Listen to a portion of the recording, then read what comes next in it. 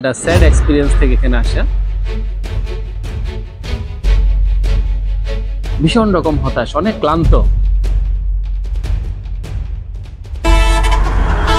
এটা নিয়ে কেউ কিছু বলে না কেন? ক্লাস 10 এ পড়েন আপনি? আপনার বয়স কত? ট্রাফিক ব্যবস্থাপনা ঠিক থাকে তাহলে মানুষের মনের মধ্যে শান্তি ফিরে আসবে। প্রমাণ দেখাবো তোমাকে।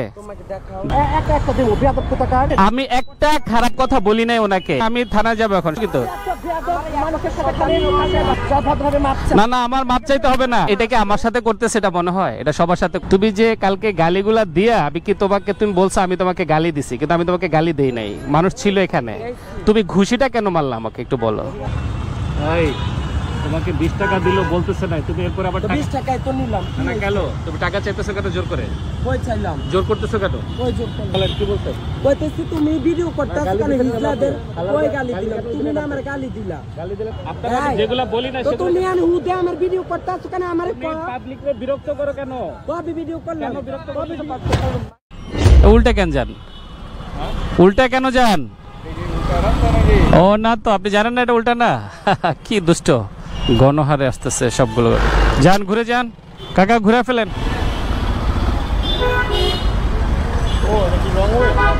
কি জানি, আপনি জানেন না রং হয়ে কিনা? ব্রো, হেলমেট নাই কেন আপনার? আপনার টুরিস্ট কোথা থেকে আসছেন? কুয়াকাটা থেকে। ওনারা বললো যে আপনারা হেলমেট লাগবে না, ওনাদের আমি জিজ্ঞেস করে তারপর। কারা বলছে হেলমেট লাগবে না? হোটেল আমরা বলছি আপনার বাইক চালান আপনি, আর হোটেল মালিক বলে দিচ্ছে আপনাকে হেলমেট লাগবে না। এটা কোনো কথা ভাই? এটা লজিক হইলো? কোনো সমস্যা নাই, আপনার চলছে। আপনি আড়াআড়ি করে রাখছেন কেন? আপনি রাখছো তুমি গাড়িটা রাস্তা ইয়ার উপরে? আপনি কি হইছে? না না, আমি সেটা বলি না, রাস্তা আড়াআড়ি করে রাখছে। আপনি কেন চলেন নাম্বার পাবেন নাকি? রাস্তা কি বলতেছেন আপনি? ভিডিওগিরি দেখা। ভাই আমি বললাম আড়াআড়ি করে কেন রাখছে, আপনি তো গায়ে হাত দিয়ে ফেলেন আমাকে। আপনি কেন বললেন আপনি আমার পাবেন নাকি? না না, এটা হইলো না তো। আমি তো জিজ্ঞাসা করতেই পারি, এটা জিজ্ঞাসা করতে পারি না আমি? একটা স্টুডেন্ট ধরে ভাই আমার কথা শুনে, আমি বললাম যে আড়াআড়ি করে কেন রাখলো? কেউ রাখতে চায় না, এটা কেউ রাখতে চায় না। এটা হইলো? উনি তো এসে ঠিকই ধাক্কা দিয়ে ফেললেন।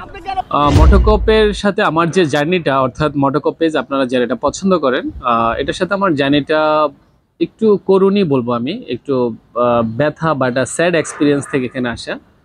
আমরা প্রতিদিন যারা ঢাকায় চলাচল করি আমরা জানি যে গ্রামের মানুষ, সাধারণ মানুষ কিন্তু ঢাকায় প্রবেশ করতে চান না। যখনই রাস্তায় জ্যাম দেখে, রাস্তায় যেই পরিবেশ পরিস্থিতি তৈরি হয়, এটা দেখে কিন্তু মানুষ শহর বিমুখ বলা যায়। এবং এই শহরে যারা থাকে তারাও কিন্তু প্রতিদিন বাসা থেকে অফিস, অফিস থেকে বাসা, যেখানেই যাতায়াত করুক না কেন, ঢাকার ট্রাফিক ব্যবস্থাপনা দেখে আর এই ট্রাফিক সিস্টেম দেখে অনেকেই কিন্তু ভীষণ রকম হতাশ, অনেক ক্লান্ত।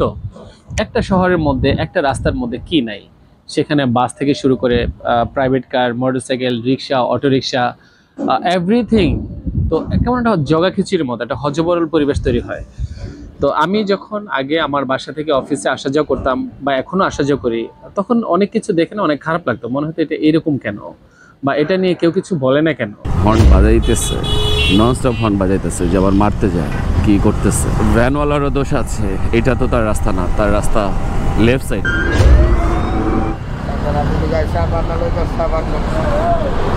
এদিক দিয়ে আসছো কেন? এদিকে আসো।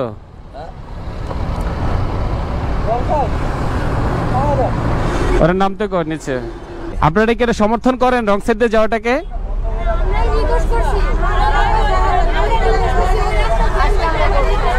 ওই রাস্তায় জ্যাম দেখে এদিক দিয়ে রিকোয়েস্ট করছেন? আচ্ছা ঠিক আছে, তাইলে থাকেন, অসুবিধা নাই। আমি 999 ফোন দিতেছি, পুলিশ আসবে, গাড়িটাকে র্যাকার লাগাবে, তারপর গাড়ি উল্টা ওইদিকে টাইনে নিয়ে যাবে। এই যে গাড়িগুলো যাচ্ছে, ওর দেখা দেখি।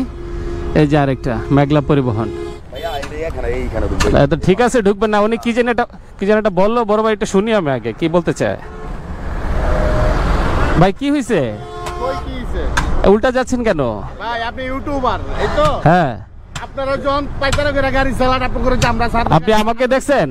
আপনি যদি ক্যামেরাতে ভিডিও করতেছেন তাহলে আপনি এদিকে যাইতে পারবেন না আজকে। এই যদি আমারে বুঝাই হইব, এই কাজ করেন না। হ্যাঁ ভাই, ক্লাস 10 এ পড়েন আপনি? আপনার বয়স কত? হ্যাঁ, 18 বছর বয়স। আপনার ফেস দেখে মনে হবে যে আপনার বয়স 18। তো কাজ করেন না? হ্যাঁ, 10 বানান করেন তো ইংলিশে। ওই চিন্তা থেকে আমার মনে হলো যে আমি একটা মেসেজ সাধারণ মানুষের কাছে দিতে চাই যে আমাদের ঢাকায় শুধুমাত্র যদি ট্রাফিক ব্যবস্থাপনা ঠিক থাকে তাহলে মানুষের মনের মধ্যে শান্তি ফিরে আসবে।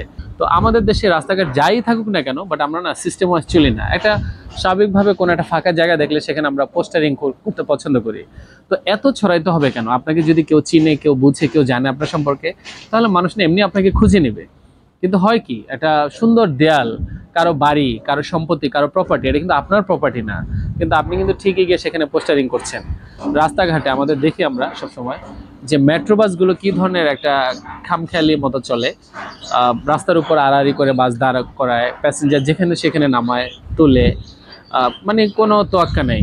ইভেন এরা সব থেকে বড় যে ভয়াবহ ব্যাপারটা, কিছুদিন আগে যেটা হয়েছে যে ক্যান্টনমেন্টের যে রমিজউদ্দিন কলেজের দুজন শিক্ষার্থী মারা যাওয়ার পর একটা ম্যাসিভ সিচুয়েশন তৈরি হয়েছিল পুরো ঢাকা শহরব্যাপী। বাস ড্রাইভারদের মনে হয় কি কোনো ধরনের জবাবদিহিতা নাই। পাড়া মহল্লা, শহর গ্রাম সব জায়গায় এই অটোর একটা যন্ত্রণা। গণপরিবহনের জন্য একেবারে অনুপযোগী একটা আনফিট গাড়ি।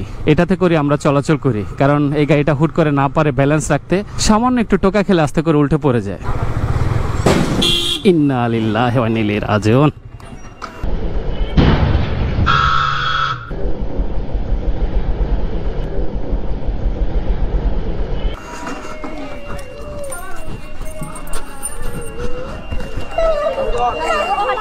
আহারে এ ও ভাই ভাই ভাই ভাই, ও ঠোঁট ফাইটে গেছে ভাই, ঠোঁট ফাইটে গেছে ভাই। ওরে একটু ইয়েতে নিয়ে যান, এ ফার্মেসিতে নিয়ে যায়, এই যে সামনে ফার্মেসি বাবা।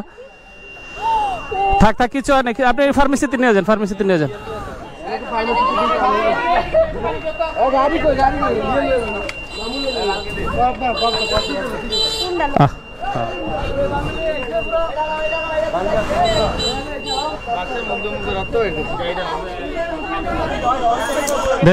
পিছিয়ে দাও, একটু পিছিয়ে দাও, গাড়িটা সাইড করে লো ভাই, একটু পিছিয়ে দাও তো গাড়ি।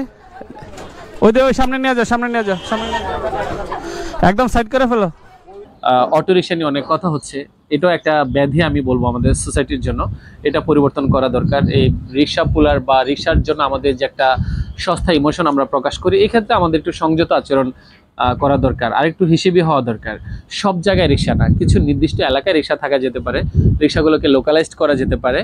হয়তো মতিঝিলের রিক্সা শুধু মতিঝিলই থাকবে, গুলশানের রিক্সা গুলশান থাকবে, ধানমন্ডি রিক্সা শুধু ধানমন্ডি থাকবে, এবং এলাকা ভিত্তিক রিক্সার হুডগুলোকে রং করা যায়। সেক্ষেত্রে আমরা বুঝবো যে রিক্সাগুলো শুধুমাত্র এলাকায় থাকবে। কিন্তু ভিআইপির রাস্তাগুলোতে যদি রিক্সা চলে যায়, একটা রিক্সার গতি, একটা বাসের গতি আর প্রাইভেট কার গতি কিন্তু সেম না। আপনি আমার বলেন যে ভাই এই রাস্তায় দাঁড়ান, এই রাস্তায় কি ওনার গাড়ি থাকবে না আপনার দোকান থাকবে, কোনটা থাকবে? আমি তো কইলাম একটু চাপাইলো, আমি উনি আপনি বলার কে? আপনি কেন বলবেন চাপায় নিতে? না ভাই, তো সামনে গেলে আপনি বলার কে? আপনি কেন বলবেন ওনাকে চাপায় নিতে? বলেন কেন বলবেন আপনি? কেন দোকান লাগাইছেন আপনি এখানে? কেন দোকান লাগাইছেন? আপনি আমার সংসার চালান, আপনার সংসার চালান, রাস্তার মাঝখানে দোকান লাগাবেন আপনি? হ্যাঁ, আপনার সংসার আমার চালান, আপনার সংসার আমি চালাবো কেন? সংসার চালান, এটা কি দোকান লাগানো যায় না? আমি অনেক কি করে আপনি তক্র কেন করতেছেন? আপনি হ্যাঁ, করতেছেন আমার লগে, বন্ধ করে দিলাম। না না, আপনি উনি রাস্তায় গাড়ি রাখতে পারবেন, আপনি দোকান লাগাবেন এখানে? হ্যাঁ ভাই, এদিকে আসেন। কই যাবেন আপনারা? ভাই হ্যাঁ, আমরা উঠতে চাই না, যাত্রীরা কইছে ওটাইতে পরে ভাই ওরা আচ্ছা ঠিক আছে, অসুবিধা নাই, যাত্রীরা বলছে, যাত্রীদের দোষ। এখন কোথায় যাবে গাড়িটা? এই সামনে। আচ্ছা, মিদ্রাবাড়ি যেদিক দিয়ে নামবেন ওদিক দিয়ে নিচ দিয়ে তো গাড়িটা যেতে পারে, নিচ দিয়ে জায়গা আছে না? যাইতে পারো ভাই, ওরা কইতাছে পিছনে নিচে জাম লাগছে, এই কারণে শুধু। কোথায় জ্যাম লাগছে? আপনি দেখেন পুরো রাস্তা ফ্রি। কোথায়? আপনি বাস ঘুরাইতে বলেন, বাসটা ঘুরাইতে বলেন। এটা কি অভ্যাস? এই বাস, তারপরে ওই যে সামনের প্রাইভেট কার, এগুলোরে ব্যাগ পাঠানো লাগতেছে, মানে খুব মেজাজ গরম, খুব রক্তচক্ষু। আমরা অনেকে আছি যে এই সমস্ত ভুল করলে আমাদের শাস্তি হয় না, যে কারো বাসার দেয়াল আমরা পোস্টারিং করলাম এটা হয় না। কিন্তু দেশের বাইরের বা ইউরোপিয়ান যে আইন আছে, সেখানে যদি আপনি কারো দেয়ালের মধ্যে পোস্টার লাগান, কারো কুকুরকে আপনি প্রোটেস্ট করতে যান, কুকুরের অ্যাক্টিভিটিসকে আপনি থামাইতে যান, এগুলো নিয়ে কিন্তু হাইকোর্ট মানে উচ্চ আদালত পর্যন্ত যেতে হয়। ছোট ছোট ব্যাপারে তারা কিন্তু অনেক ধরে বসে। কেউ হর্ন বাজাইতে পারে না, হর্ন বাজিলে এটাকে একটা তারা গালি হিসাবে দেখে।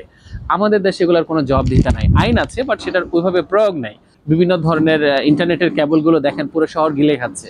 তো আমার মনে হয় সময়ের সাথে সাথে এগুলোকে একটা সিস্টেমের মধ্যে নিয়ে আসা উচিত, এবং মানুষকে, সরকারের উচিত মানুষকে বাধ্য করা যে তোমাকে এভাবেই চলতে হবে।